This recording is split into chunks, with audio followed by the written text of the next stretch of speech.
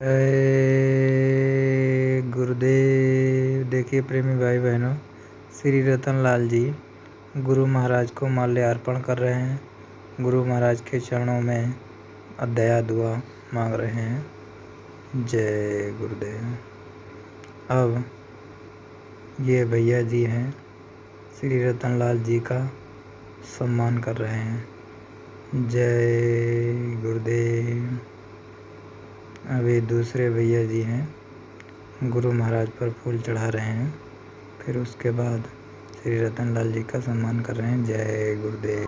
पूजनी हमारी संगत की पूजनी, और अगर कही जाए तो नैन के कौन काटे।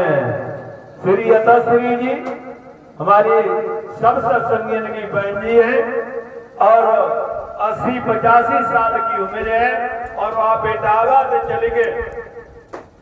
आइए और हमारे पड़ोस के देवी और देवता नहीं आए पाए। जय गुरुदेव। अब स्वागत की कड़ी लगभग समाप्त है, क्योंकि जब हमारी बहन जी स्वागत करते थी तो सभी को स्वागत हो जाता। जय गुरुदेव। अब इसी क्रम में अपने मुख्य वक्ता जी रतनलाल जी हमारे खितौरा धाम पर अखत परिश्रम सेवा करते हुए, वैसे रहने वाले तो आप हरदोई के हैं, जिला हरदोई के, और खितौरा में आप रहते हैं। अब मैं उनसे निवेदन करेंगे कि वो हम लोगों को स्वामी जी के आदेश निर्देश सुनाए। रतनलाल जी। जय गुरुदेव।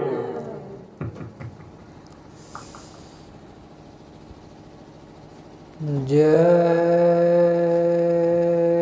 गुरुदेव। शब्द रूप में विराजमान परम पूज्य स्वामी जी महाराज के चरणों में तथा पूज्य हुजूर महाराज जी के चरणों में कोटि कोटि नमन प्रणाम करते हुए तथा सभी सत्संगी प्रेमी भाई बहनों को सादर जय गुरुदेव।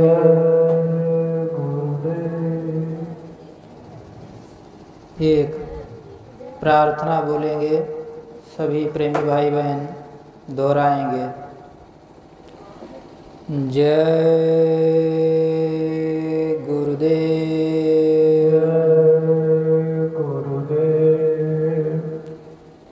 गुरुदेव मेरी नैया उस पार लगा देना।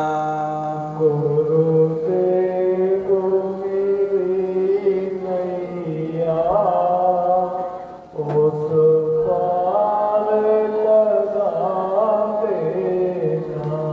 अब तक तो निभाया है, आगे भी निभा लेना। अब तक तो निभाया है, आगे भी निभा लेना। दल बल के साथ माया घेरे जो मुझे आकर। दल बल के साथ माया जो घेरे मुझे आकर। तुम देखते न रहना, झट आके बचा लेना। तुम देखते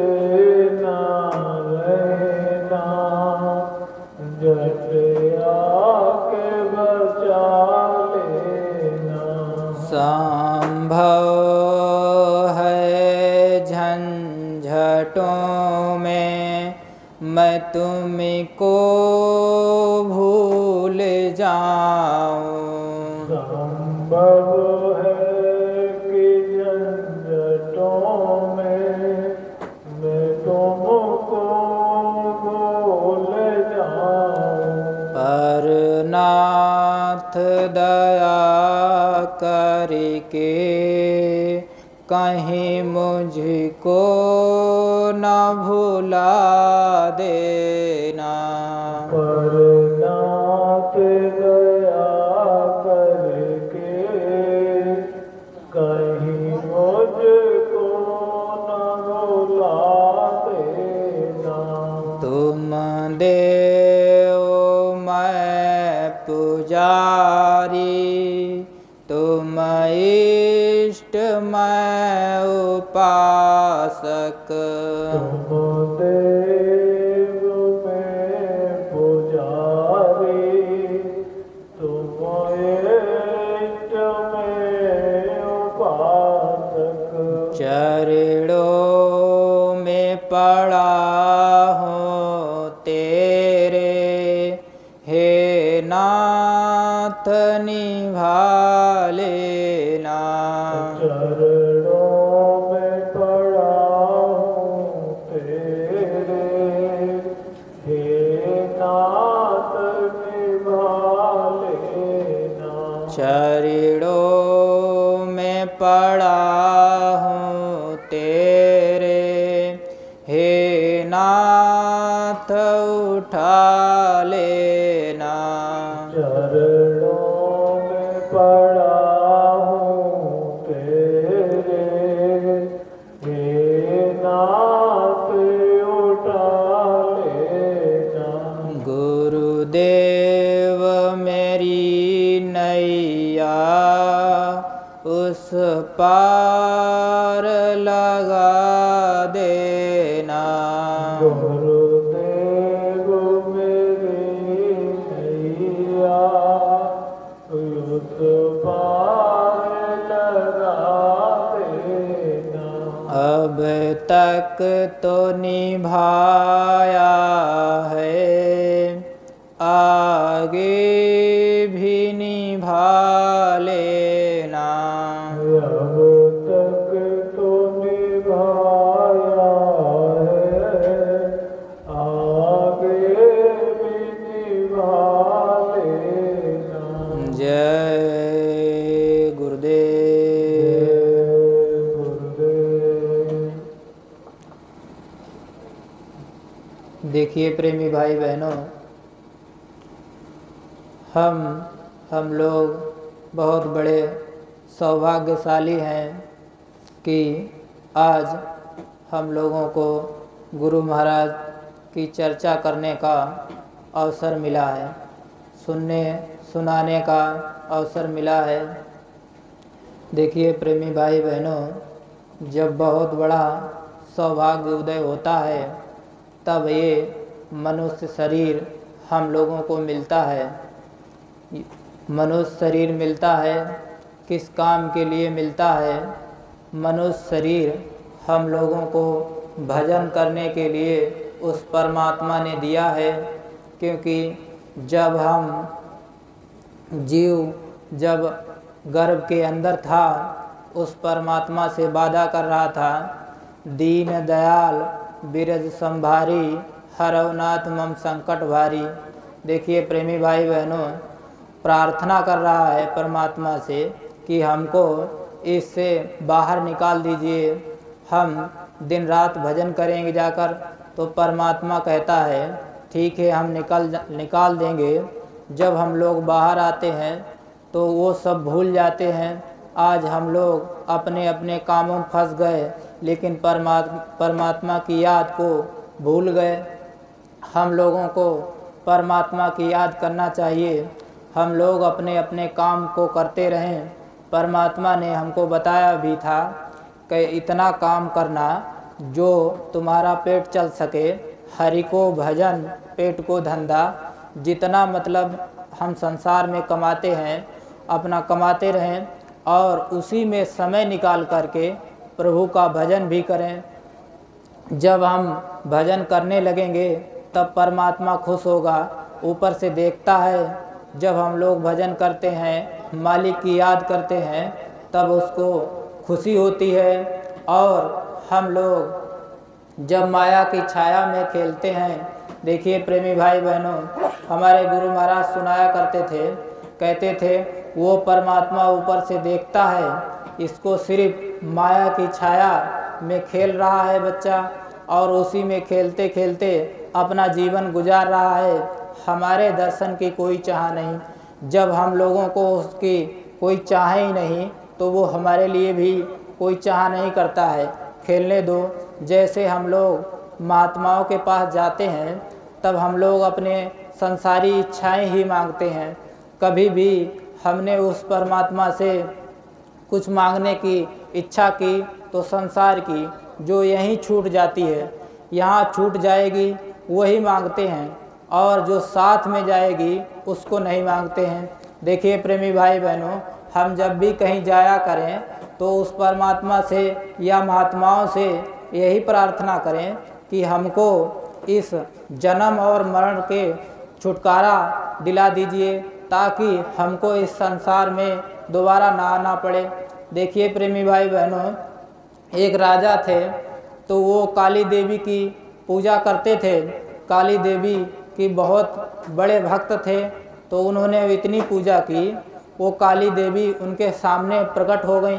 जब सामने प्रकट हो गई, उन्होंने कहा, राजन तुम जो चाहो मुझसे मांग लो, आज मैं तुमको सब कुछ दे दूंगी, बहुत मैं तुमसे प्रसन्न हूँ। तो राजा ने कहा, देखिए काली देवी, देखिए माता जी, हमको ये दे दीजिए कि हमको इस संसार में दोबारा जन्मना मरना ना पड़े। तो काली देवी ने कहा, ये मैं नहीं दे सकती, ये हमारे बस के बाहर है। तो उन्होंने कहा, कैसे? तो कहे, आप जाइए किसी महात्मा की खोज करिए।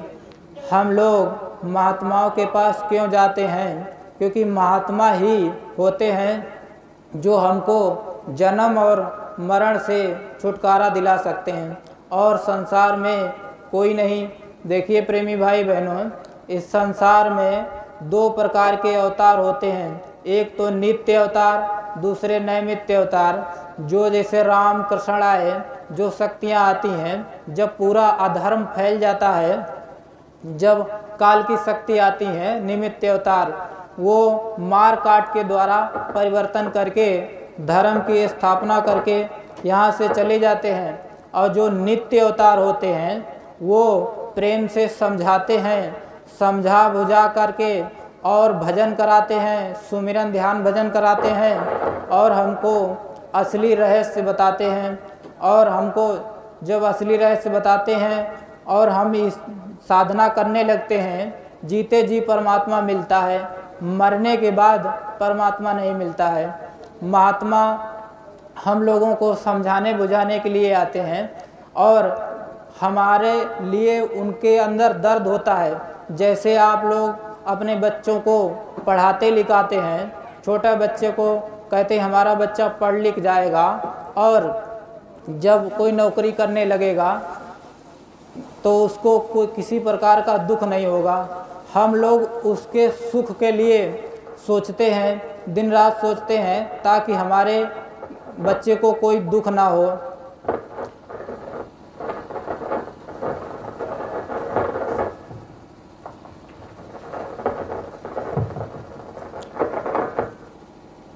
जय गुरुदेव।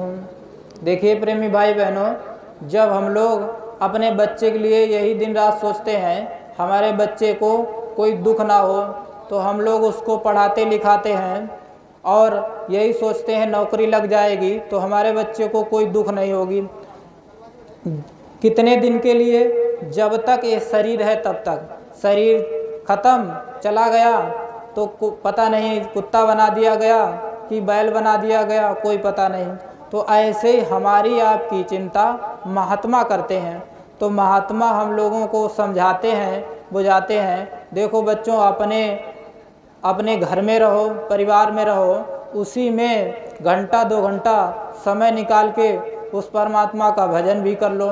देखिए हमारे गुरु महाराज ये बराबर समझाया करते थे, बच्चा बस परहेज यही है, शुद्ध शाकाहारी रहो और अपने घर परिवार में रह कर के भजन करो, कहीं जाने की ज़रूरत नहीं, ना जंगल जाना है, ना कहीं आपको कहीं छोड़ना है, घर में रहो, अपना काम करते रहो मेहनत ईमानदारी से और उसी में परमात्मा का भजन करो। भजन करते करते और एक दिन दया हो ही जाएगी। देखिए महात्माओं के पास दर्शन से क्या लाभ मिलता है। ये एक राजा था, एक राजा का बेटा जंगल से जा रहा था, किसी ने बता दिया अरे भाई वहाँ महात्मा का सत्संग हो रहा है, आप सत्संग सुन लेंगे तो वहाँ आपको लाभ मिल जाएगा। तो राजा का बेटा घोड़े पर बैठा था, जा रहा था, तो एक महात्मा जी का, जैसे अपने गुरु महाराज ऐसे महात्मा जी का सत्संग हो रहा था, तो वहाँ घोड़े पर बैठे बैठे ही वो सत्संग थोड़ा सा सुन लिया, दूर से दर्शन करके चला गया। जब घर में गया, खाना पीना खाया और सो गया। सो रहा तो उसको स्वप्न हुआ कि मैं राजा बन गया। देखिए प्रेमी भाई बहनों, स्वप्न में वो देख रहा मैं राजा बन गया और एक जंगल में शिकार खेलने गया और शिकार नहीं मिली, अंधेरा हो गया, तो वहाँ एक राक्षसी मिल गई। राक्षसी मिल गई, उससे इनका प्रेम हो गया। अब वहीं रहते रहते 2-3 बच्चे हो गए। जब बच्चे हो गए तब बच्चों ने इनसे मांस मांगा, हमको मांस ला के दीजिए, कहीं से दीजिए। तो ये बोले भाई शाम हो गई है और अभी हम मांस नहीं ला सकते हैं, हम सुबह जाएंगे। तो बच्चे इनको खाने के लिए दौड़े। जब खाने के लिए दौड़े तो इनकी नींद खुल गई। अब ये घबरा गए, तो ये सोचने लगे, लोग कहते हैं महात्मा के सत्संग सुनने से लाभ मिलता है, यहाँ तो लाभ नहीं, यहाँ तो और बेकार है। बताओ आज तक हमारे जीवन में ऐसा स्वप्न कभी नहीं हुआ। तो वो गुस्से के मारे वो महात्मा जी के पास वापस गए। महात्मा जी के पास गए तो वहाँ क्रोध में बोले कि आप कहते हैं भाई दर्शन से सत्संग से लाभ मिलता है, बताओ हमको क्या लाभ मिला। तो वो महात्मा जी बोले क्या बच्चा तुमको कोई स्वप्न हुआ है। तो कहीं हाँ स्वप्न हुआ है। तो कहीं जो स्वप्न हुआ है वो क्या मैं बता दूं। तब वो राजा का लड़का घबरा गया, कहीं हमने तो अभी किसी को बताया भी नहीं और इनको महात्मा को कैसे मालूम। तो महात्मा जी ने वैसे ही पूरी कहानी उनको बता दी, तब चरणों में गिर गए।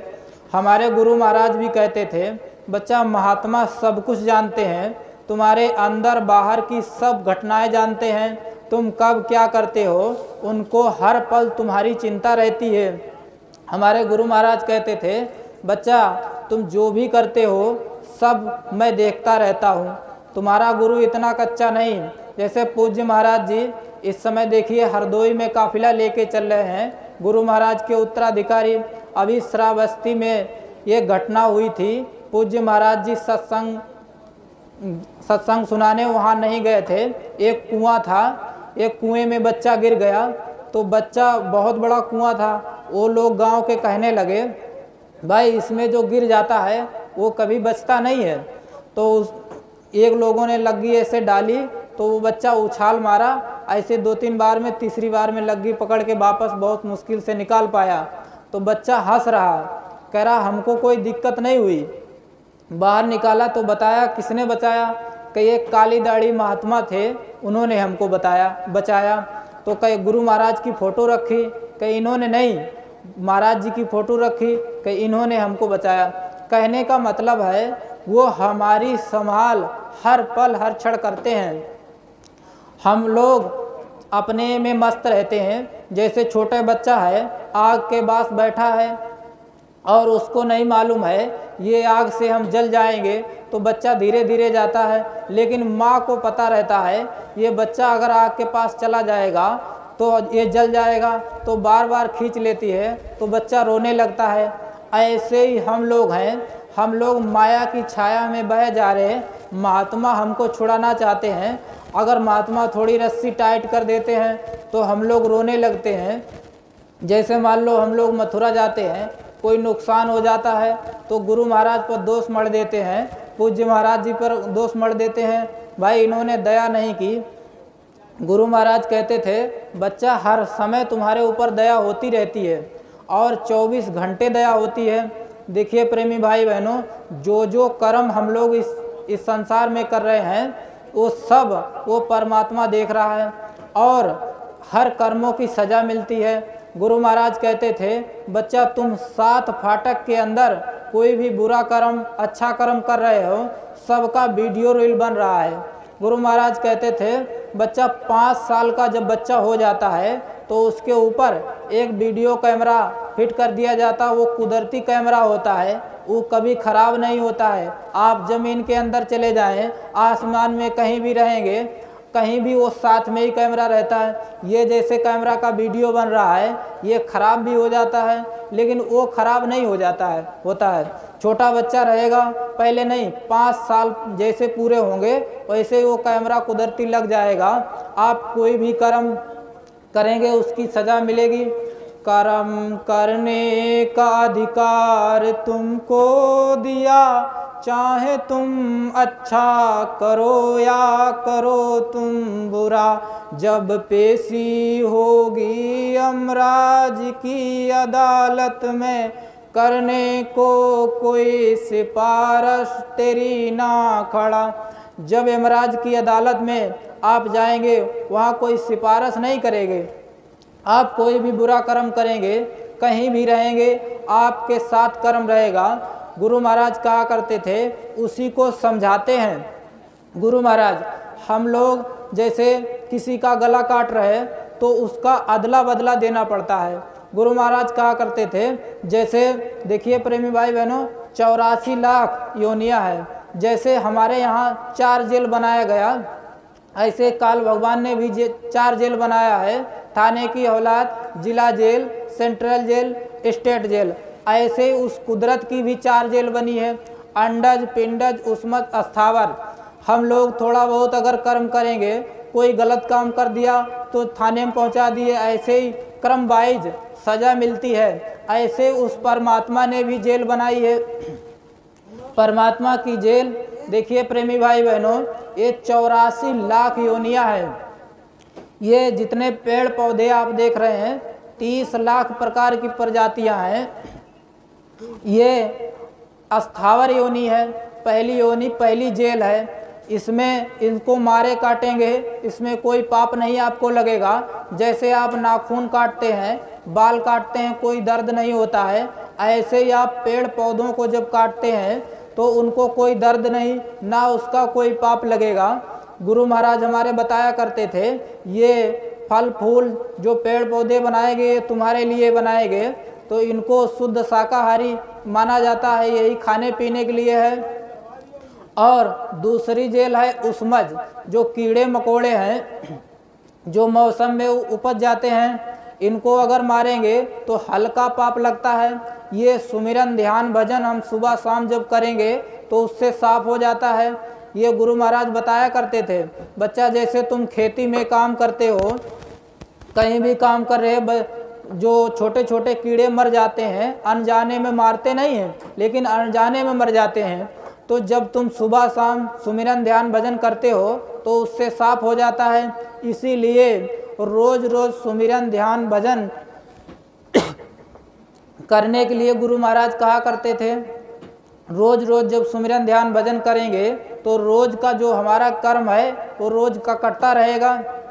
फिर उसके बाद अंडज है, अंडज योनि आती है, वो तीन तत्वों की है। जब उनको मारे काटेंगे तो उनमें ज़्यादा पाप लगेगा। देखिए प्रेमी भाई बहनों, जैसे यहाँ बहुमत का राज है, ऐसे उसकी अदालत में भी बहुमत का राज होता है।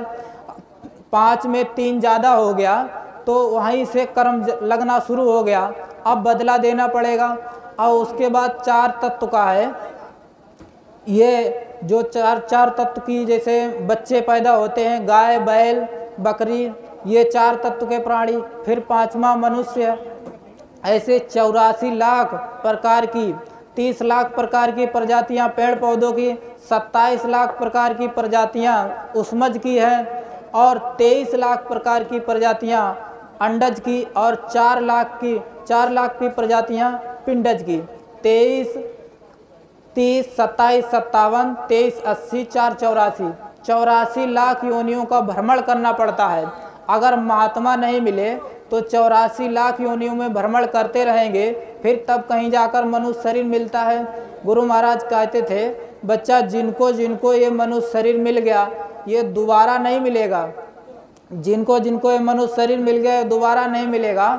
और अगर कोई प्रेमी ये सोच रहा हो भाई हम दिन रात पुण्य कर्म करते हैं, कोई भी गलत काम नहीं करते, सब काम अच्छा ही करते हैं और महात्मा करने की हमको क्या ज़रूरत है, हमको मथुरा जाने की क्या ज़रूरत है, तो हम गुरु महाराज के पास नहीं जाएंगे, हम तो अच्छा कर्म कर ही रहे। तो हमारे गुरु महाराज इसके लिए भी बताया करते थे, बच्चा जो तुम पुण्य कर्म करते हो तो उसका भी फल मिलेगा, लेकिन आपको जाना 84 में पड़ेगा, क्योंकि आपने महात्मा नहीं किया।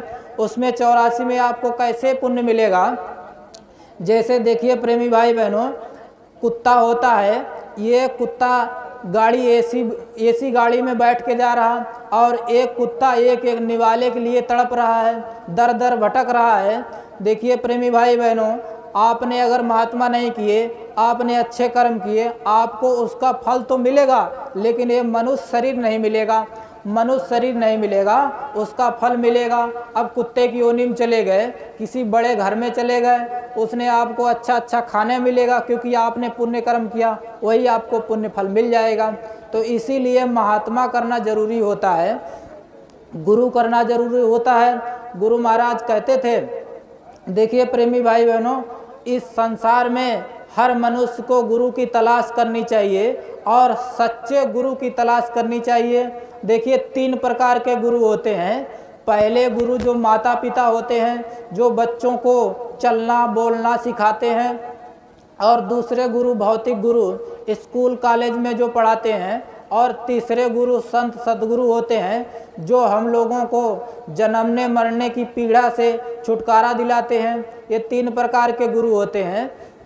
हम लोगों को गुरु करना इस संसार में बहुत अति आवश्यक है। कबीर साहब कह के गए हैं, कबीर गुरु भक्ति बिन राजा गधा हो, राजा भी गधा बन जाता है। गुरु महाराज कहा करते थे, एक बार गुरु महाराज आश्रम पर बैठे और एक कुत्ता आया, उनका पैर चाटने लगा, पैर चाटते चाटते घुटने तक चाटने लगा। लोग मारने के लिए उसको हटा रहे थे, लेकिन गुरु महाराज ने मना कर दिया। गुरु महाराज ने कहा, बच्चा ये तुम नहीं जानते हो ये कौन है? तो प्रेमियों ने पूछा, हुजूर हम लोग तो नहीं जानते, हम लोग तो देख रहे हैं ये कुत्ता है। तो गुरु महाराज ने बताया, ये पाटलिपुत्र का राजा, आपने पाटलिपुत्र का सुना होगा, ये पाटलिपुत्र का राजा था, लेकिन इसने गुरु नहीं किए, आज ये कुत्ता बन गया, लेकिन आज ये मेरे पास आ गया, अब इसको फिर दोबारा मनुष्य शरीर मिल जाएगा, फिर ये भक्ति करेगा। कहने का मतलब है, हम लोग अगर गुरु नहीं किए हैं तो गुरु कर लें। आप लोग अपने यहाँ कहीं भी खोज लीजिए, ऐसे गुरु मत करना, अंधा गुरु बहरा चेला, नरक मोह ठैलिम ठेला। गुरु महाराज कहा करते थे, ऐसे गुरु ना करना, गुरु भी नरक जाएगा और तुमको भी नरक ले जाएगा। देखिए प्रेमी भाई बहनों, गुरु की एक कहानी सुनाए गुरु महाराज हमारे बताया करते थे। एक बार शंकर जी और पार्वती रास्ते से जा रहे थे, तो एक मछुआरा मछली मार रहा था और इधर जल रहा था, रेत के ऊपर फेंक देता था और मछली तड़प तड़प करके मर जाती थी। और पार्वती शंकर जी से कहने लगी, देखिए स्वामी इसको मना कर दीजिए, मछलियों को बहुत दर्द हो रहा। तो शंकर जी ने कहा, तुम चलो, हमारा काम मना करने का नहीं है। देखिए प्रेमी भाई बहनों, जो भगवान होते हैं, जो हम लोगों को जिनकी पूजा करते हैं, देवी देवता होते हैं, वो मना नहीं करते, कोई कर्म करो, तुम करते रहो। आप पूजा करते हैं किसी मंदिर में और गलत काम भी करते हैं, देवी आपको मना नहीं करेंगी, शंकर जी आपको मना नहीं करेंगे, चाहे जितना आप बुरा कर्म करिए, कोई देवी देवता मना नहीं करता है, आप बुरा कर्म करते रहिए। फिर वो शंकर जी और पार्वती चले गए और बहुत दिन के बाद उसी रास्ते से वापस जब आ रहे थे, तो एक ऊंट रेत में धंसा हुआ था, उसके इतने इतने बड़े कीड़े पड़े हुए थे और बहुत प्यास के मारे परेशान था। तो फिर पार्वती को दया आ गई, फिर कहा, स्वामी इसको दया करके निकाल दीजिए रेत में, इसको बहुत परेशानी हो रही, ये प्यास के मारे मरा जा रहा है। तो शंकर भगवान ने बताया कि हमारा काम दया करने का नहीं। तो पार्वती बोली, ना आपका काम मना करने का है, ना आपका दया करने का है, आखिर आपका काम क्या है? तो पार्वती से शंकर भगवान बोले, हमारा काम है कर्म फल देने का। देखिए प्रेमी भाई बहनों, भगवान कभी ना तुमको मना करेंगे, ना बुरा कर्म से मना करेंगे। बुरा कर्म आप कर रहे उससे मना भी नहीं करेंगे और ना ही आपके ऊपर दया करेंगे।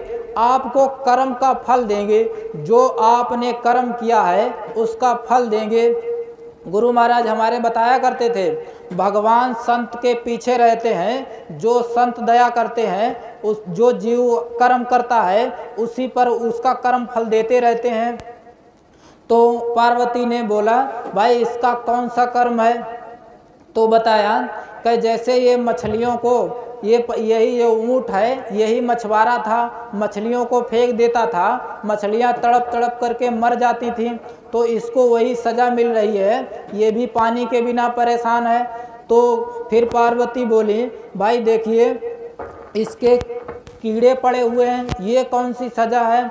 कि देखिए जब मछलियाँ मर जाती थी, मछलियों को मांस को इसने खाया, जितनी मछलियों का मांस इसने खाया उतनी ही मछलियाँ कीड़े बन गईं, अब वो इसका मांस खा रही। तो ये अदले बदले का देश है। हमने अगर किसी की गर्दन काटी तो हमारी भी काटी जाएगी। हम लोग सोच रहे हैं भाई हम 7 फाटक के अंदर कोई बुरा कर्म कर रहे, हमको वो परमात्मा नहीं देख रहा है, यहाँ के लोग नहीं देख रहे हैं। यहाँ की अदालत में रिश्वत चल जाती है, आप 1 लाख 2 लाख पैसा देकर अपना छुड़वारा करवा लेंगे, लेकिन उसकी अदालत में कोई रिश्वत नहीं, कोई कुछ नहीं चलता है। आप जो कर्म करेंगे उसकी सज़ा मिलेगी। उस सज़ा से केवल संत ही बचा सकते हैं। संत कैसे बचाएंगे? जब हम उनकी शरण में जाएंगे, जब हम उनकी बात को मानेंगे, हम उनकी बात को मानेंगे और उनके पास आते जाते रहेंगे। जैसे गुरु महाराज कहा करते थे, बच्चा, देखिए प्रेमी भाई बहनों, गुरु महाराज हमारे कहा करते थे, पहले 4 जन्म में भक्ति करवाया करते थे महात्मा। पहला जन्म गुरु भक्ति कर, दूसरा जन्म नाम, तीसरा जन्म मुक्ति पद, चौथा जन्म निधाम। हमारे गुरु महाराज बताया करते थे, इस कलिकाल युग में अगर तुम मेरी बात को पूरा मानो, मेरी बात को पूरी पालन करो, तो मैं 4 जन्म की भक्ति 1 जन्म में करवा दूंगा। ये हमारे गुरु महाराज के शब्द थे। लेकिन अगर बात सही से नहीं मानोगे तो 10 जन्म भी लगेंगे, 15 जन्म भी लगेंगे। गुरु महाराज कहा करते थे, कबीर साहब के आज तक बच्चे पड़े हुए हैं और आज तक हमारे पास आते हैं, अभी तक उनकी मुक्ति नहीं हुई है। और कहने का मतलब है, हम महात्माओं के पास आते जाते रहते हैं, लेकिन उनकी पूरी बात को नहीं मान पाते हैं। जब उनकी बात को नहीं मानेंगे तो हमारा कोई लाभ नहीं होगा। जैसे कोई घर में बाप बताता है अपने बच्चे को, भाई बच्चा ये काम मत करो, तुम्हारे लिए हानिकारक है, पढ़ाई कर लो, तुम ये बन जाओगे। अगर बच्चा बात नहीं मानेगा, अपनी मनमानी करेगा, आगे उसको दुख उठाना पड़ेगा, रोना पड़ेगा। ऐसे ही हमारे गुरु महाराज बताया करते थे, जब हम लोग महात्माओं की बात को नहीं मानेंगे तो हम लोगों को रोना पड़ेगा। आगे समय ऐसा आ रहा है, हमारे गुरु महाराज बता कर गए हैं, अगर तुम भजन नहीं करोगे, अगर महात्माओं की शरण में नहीं जाओगे तो वो दिन आएगा, एक एक रोटी के लिए तड़पोगे। आज तुम पेट भर रहे हो, आराम से खाने को बर्बाद कर रहे हो, लेकिन एक समय ऐसा आ जाएगा, एक रोटी मिलना मुश्किल हो जाएगी। वो भी समय कोई दूर नहीं। हमारे गुरु महाराज कहा करते थे, जितना महात्मा उस समय को बढ़ा ले जाएं, और महात्माओं के ऊपर होता है। और हम लोग मथुरा आते जाते रहेंगे, तब हम लोगों को दया मिलती रहेगी। हमारे गुरु महाराज कहा करते थे, पहले तुम महात्माओं को अपने खोज लो, और उसके बाद तुमको कहीं ना मिले तब हमारे पास चले आना। और ये जय गुरुदेव नाम समय का जगाया नाम है। देखिए प्रेमी भाई बहनों, समय का जगाया जो नाम होता है वही काम करता है। देखिए प्रेमी भाई बहनों, आप लोग जैसे कहीं जाते होंगे तो किसी प्रेमी से आप संसारी आदमी है जय गुरुदेव नहीं बोलता है, आप बोलेंगे जय गुरुदेव तो वो बोलेंगे राम राम। तो कहने का मतलब वो बोलना नहीं चाहते हैं जय गुरुदेव, तो उनको ये समझाइए भाई समय समय पर नाम बदलता है। देखिए प्रेमी भाई बहनों, जब राम नहीं आए थे तब भी भगवान का नाम था, जब कृष्ण नहीं आए थे तब भी भगवान का नाम था। कहने का मतलब लोग कहते हैं जय गुरुदेव नाम कहाँ से आ गया, ये नया नाम कहाँ से आ गया, और हम जय गुरुदेव नहीं बोलेंगे, हम मथुरा नहीं जाएंगे। अरे भाई तुम कितना जय गुरुदेव राम को मानते हो, कितना कृष्ण को मानते हो। कृष्ण भगवान ने कभी नहीं कहा भाई तुम शराब पियो, या राम ने कभी नहीं कहा तुम मांस खाओ। अब आप राम और कृष्ण की ही बात को माने तब भी तो आपका काम हो जाएगा। और राम ने खुद ही कहा भाई देखो मैं मुक्ति नहीं कर सकता हूँ, मुक्ति करने के लिए आपको संतों के पास जाना पड़ेगा। कृष्ण भगवान ने भी वही कहा है, हम मुक्ति नहीं कर सकते हैं, आपको संत की तलाश करना होगा और संत जैसे रास्ता बताएंगे उस रास्ते पर चलना होगा, तब आप जन्म और मरण से छुटकारा पा सकते हैं। राम भगवान आए थे तब राम नाम हो गया, और कृष्ण भगवान आए तो कृष्ण नाम हो गया। देखिए, और अब एक कलयुग में जय गुरुदेव नाम, कलयुग में संतों का अवतार हुआ है। देखिए त्रेता और द्वापर में काल का अवतार हुआ, जो हमारे सृष्टि के जो सृजनहार हैं, जिनको हमें ईश्वर मानते हैं, उनका अवतार हुआ है। राम भगवान आए, उन्होंने मार काट के द्वारा परिवर्तन कर दिया, रावण ने उनकी बात नहीं मानी, रावण को मार दिया। और फिर कृष्ण आए, कंस जैसे दुराचारी का नाश कर दिया। कहने का मतलब है राम भगवान आए, कृष्ण भगवान आए, उन्होंने अपना मार काट के द्वारा परिवर्तन करके चले गए। फिर उसके बाद जो कलयुग आया, कलयुग में संतों का अवतार हुआ।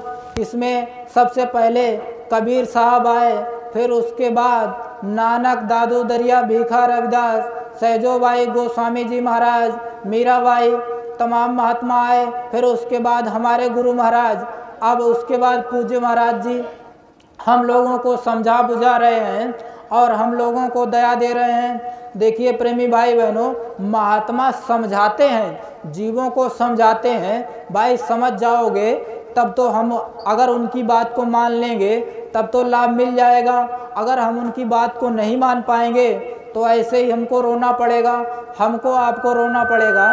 ये जय गुरुदेव नाम की आप परीक्षा करके देख लेना, कभी भी आप परीक्षा कर लेना। हमारे गुरु महाराज कहते थे जितने भी हमारे सत्संगी प्रेमी भाई बहन हैं, सबने परीक्षा की और ऐसे ही ये आते जाते नहीं है। जय गुरुदेव, जय गुरुदेव।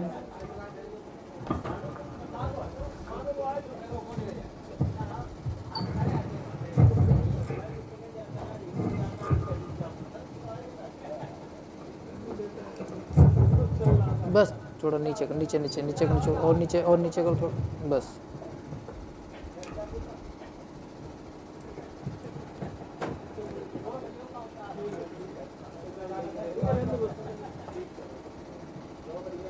जय गुरुदेव।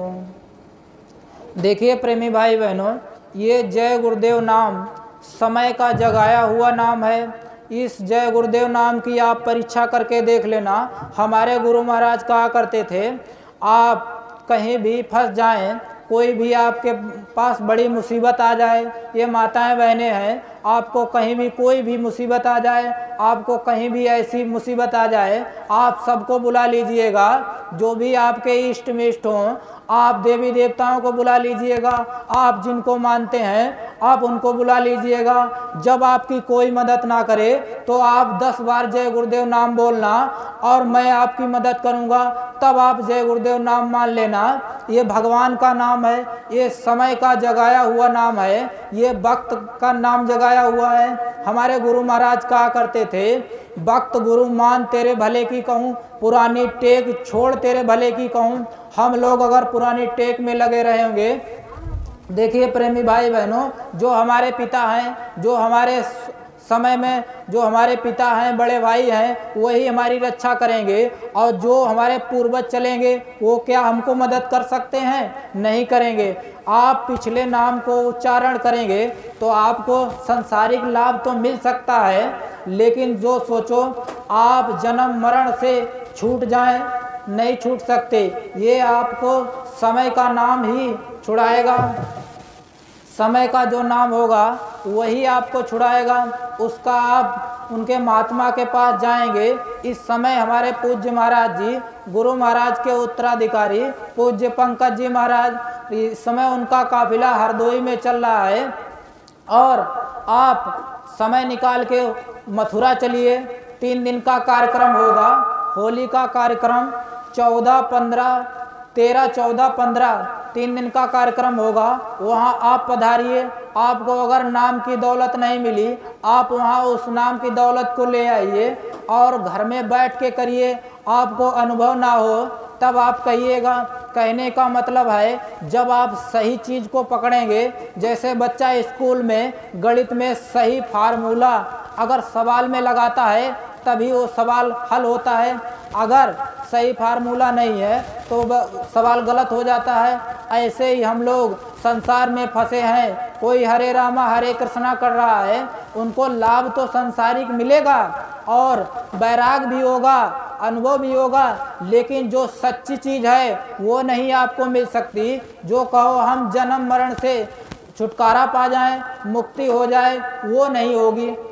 वो आप समय के डॉक्टर, समय के महात्मा के पास जाएंगे तभी आपका काम होगा। जैसे इस समय के डॉक्टर जो हैं उनके पास जब मरीज जाएगा तभी उसको बीमारी से राहत मिलेगी। और पुराने वैद्य हकीम हैं उनको आप याद करेंगे तब आपका कोई लाभ होने वाला नहीं। ये हमारे गुरु महाराज बराबर सत्संग में सुनाया करते थे। और जब महात्मा मिल जाएं उनकी मौज में रहना सीखो। जब हम उनकी मौज में रहना सीखेंगे और उनके चरणों में बंदगी करेंगे, उनके मौज के अनुसार जब चलने लगेंगे तब हमको भरपूर लाभ मिलेगा।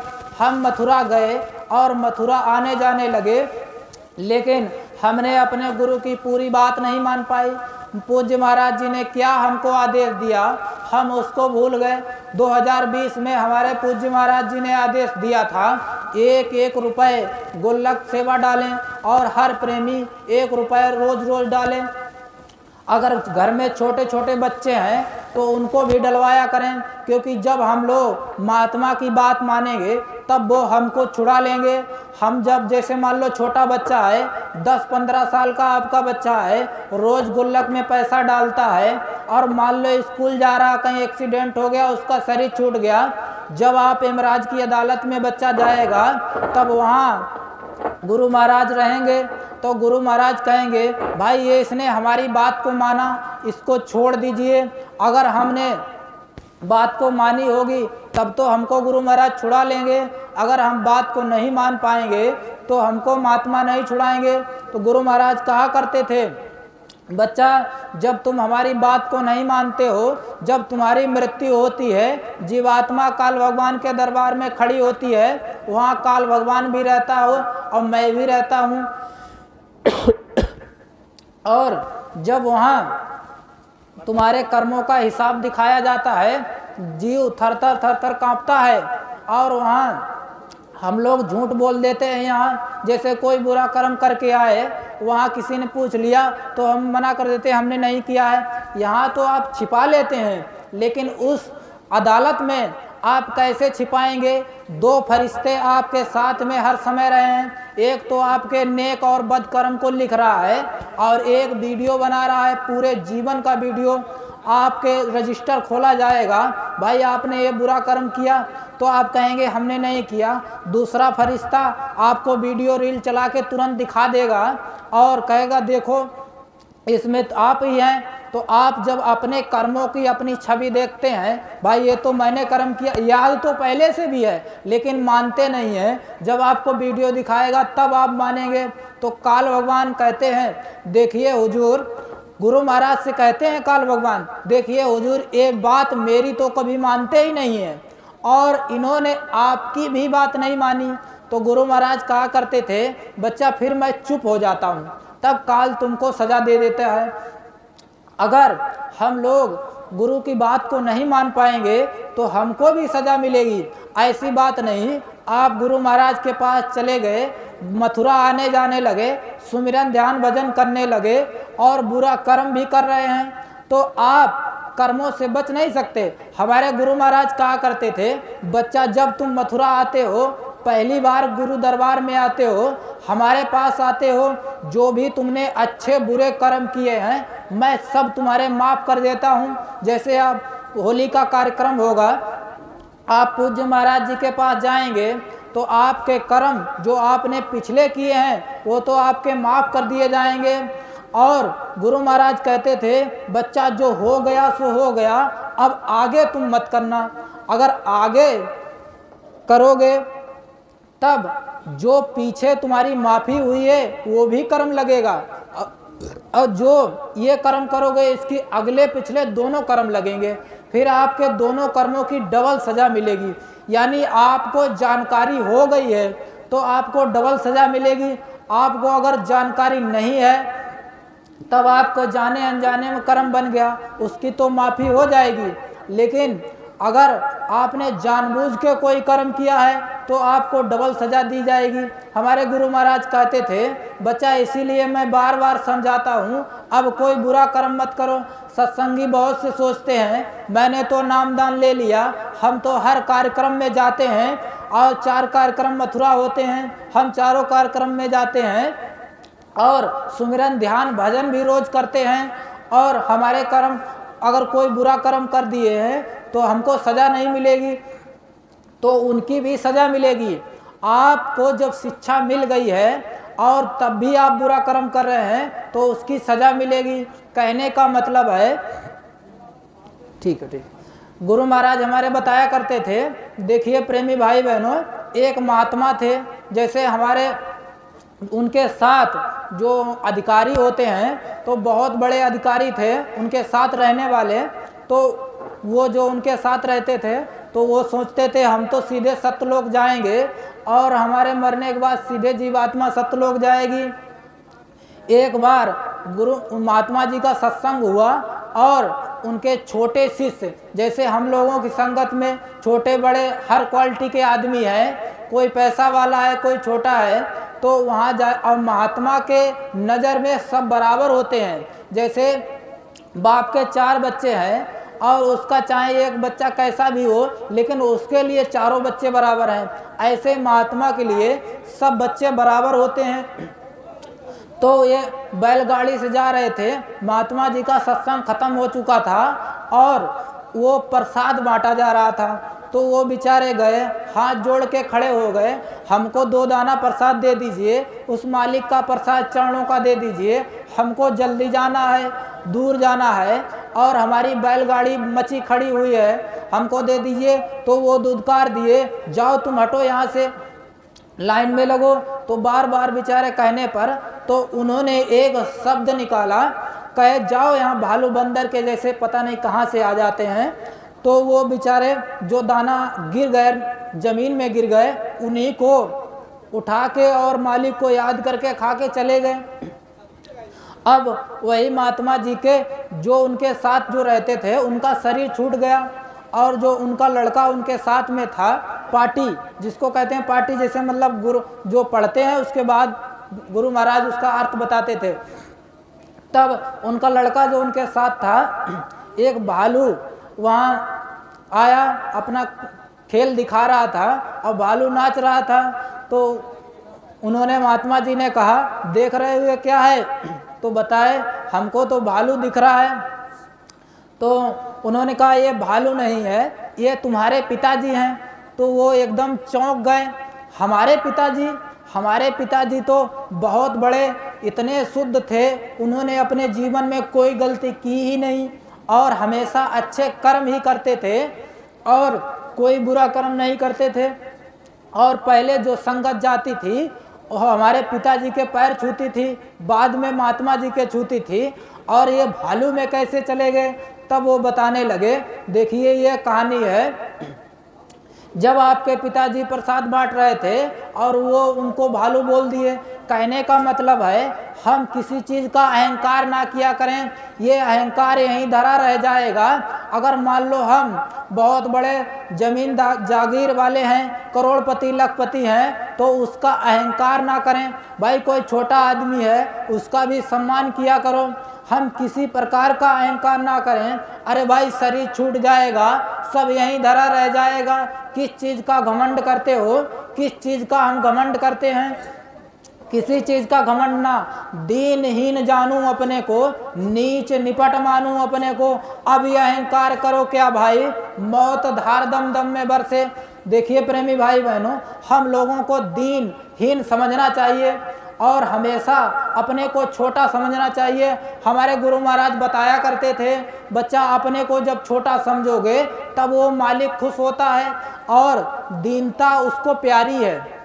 महात्मा को दीनता प्यारी है, सतगुरु को दीनता प्यारी है। जितना हम छोटे बन जाएंगे, जितने अपने भाव को हम छोटा कर लेंगे, उतना ही वो परमात्मा खुश होता है और उतना ही उसकी मालिक की दया खुलती है। हम लोग अपने अहंकार में रहेंगे, भाई हमारे पास गाड़ी है, कोठी है, बंगला है और ये छोटे छोटे सत्संगी तो हमारे यहाँ आते जाते हैं।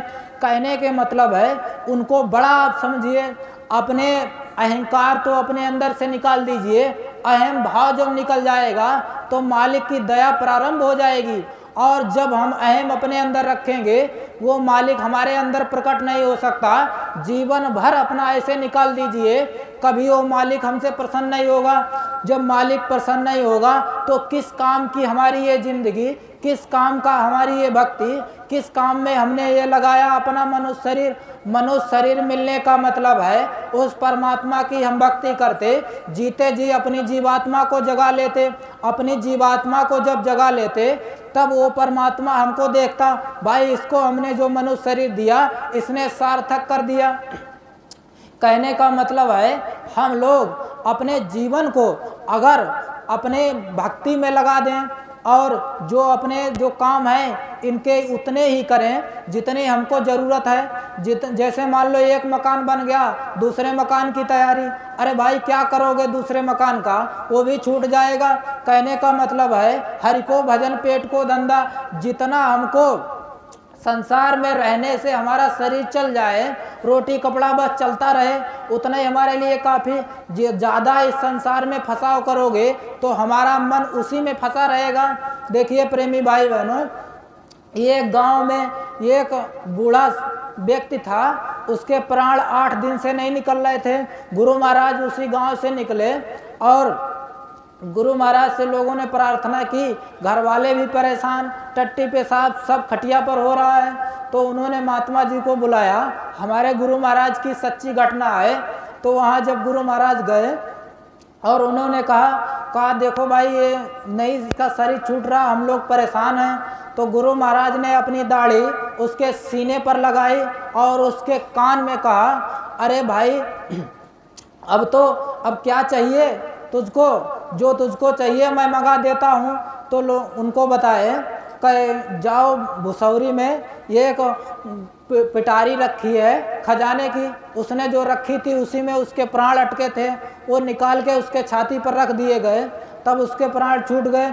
और उसको स्वामी जी ने कहा इसको बंद करके रख देना, जब मैं दोबारा आऊँगा तब इसको खोलना। दोबारा आए, उसमें सर्प का बच्चा निकला। कहने का मतलब जहाँ आशा तहाँ बासा, इस संसार का नियम है, जहाँ हमारी आशा लगी वहीं हमको बास मिल जाएगा। जैसे हम गुरु महाराज हमारे बताया करते थे, हम लोग अगर संसार में रह करके जहाँ आशा बना लेंगे, अंतिम समय हमारा आएगा वहीं हमको डाल दिया जाएगा।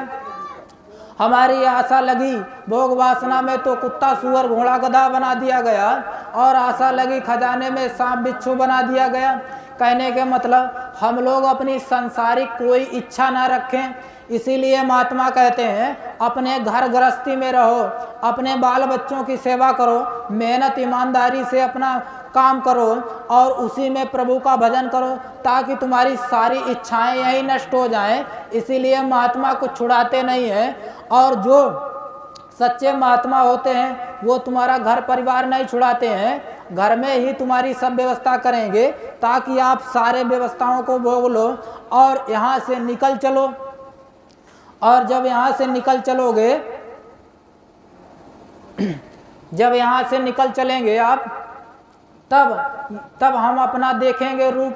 गुरु महाराज कहा करते थे, और जब हम इस शरीर से निकलेंगे और अपना रूप देखेंगे, इतना सुंदर सुंदर है। स्वामी जी महाराज कहते थे, ये तुम छोटी छोटी यहाँ सुंदरता देखते हो, उसमें मोहित हो जाते हो। ये मकान, ये घर, ये गाड़ी, अरे ऊपर जब चलोगे तो वहाँ तो बहुत सुंदर सुंदर बाग बगीचे, सुंदर सुंदर लीलाएं हैं, वहाँ तो बहुत सुंदर है।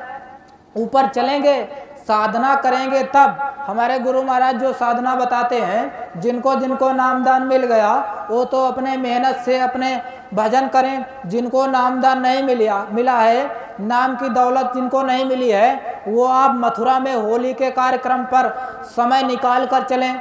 3 दिन का कार्यक्रम होगा, 13, 14, 15, उसमें निकाल के चलिए और उसमें आपको नाम की दौलत मिलेगी।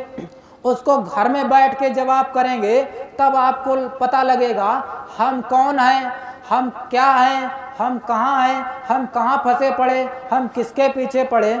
देखिए प्रेमी भाई बहनों, ये शरीर का नाम, जैसे मान लो कोई मास्टर साहब चले गए तो आप कहेंगे भाई मास्टर साहब चले गए, शरीर उनका वहीं पड़ा, उनका पूरा शरीर वहीं पड़ा। आप कहते हैं फलाने चले गए, मास्टर साहब चले गए, डॉक्टर साहब चले गए, उनका नाम मास्टर साहब नहीं था, वो जो आत्मा थी उनका नाम था। अभी मैं बोल रहा हूँ, मेरा यहाँ शरीर छूट जाए, आप कहेंगे रतन भाई चले गए।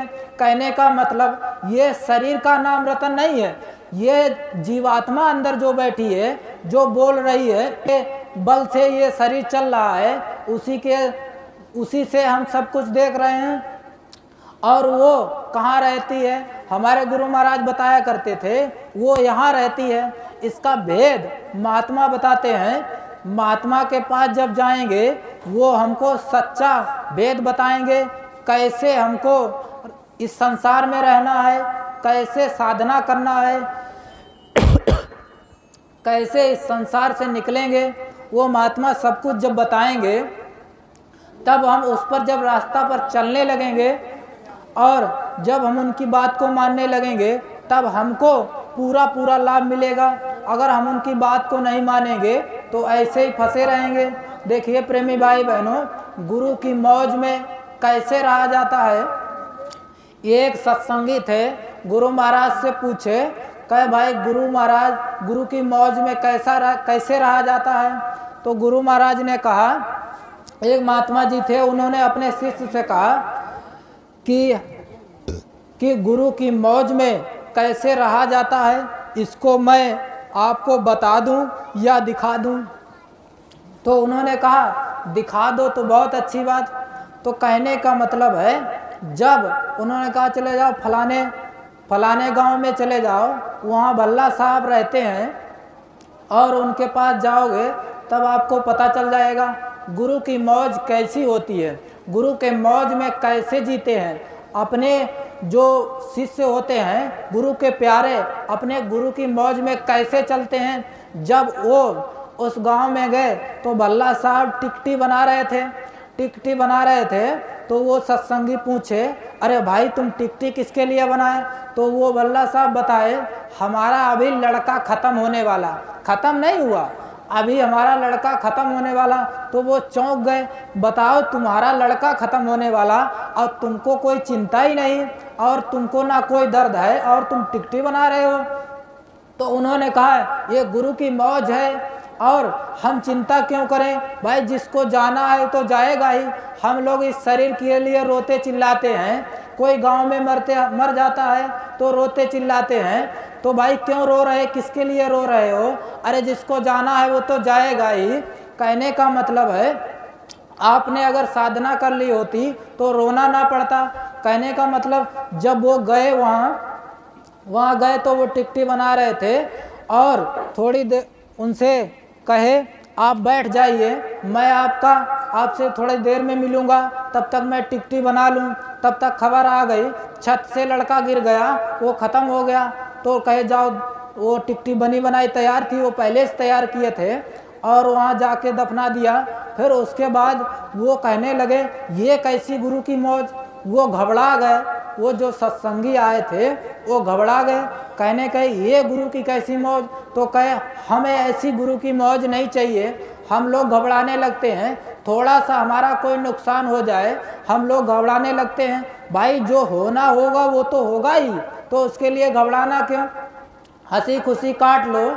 इसी में सब मिलते हैं, जैसे बीच मिले बीचे गए, बीच में हम सब मिल गए।